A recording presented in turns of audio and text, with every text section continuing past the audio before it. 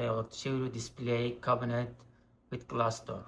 This is after the assemble look like. You can put your collection like I did, look at with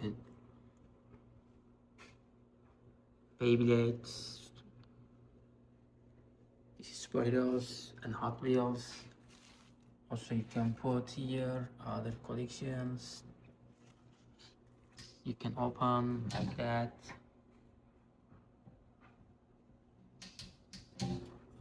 One feature I really like, you can change the color with this button. Look. And this button is a sensor. When you close the cabinet like 1 meter, the light is automatically turned on. Let's try that feature. Look at this is turn off. Let's close a little bit. Look, it's turned on. This inside the glasses, inside that glass there are 6 glass like that. They are adjustable. You can put however you like that glasses. Another feature is you can mount this one to your wall, so it gives you extra safety.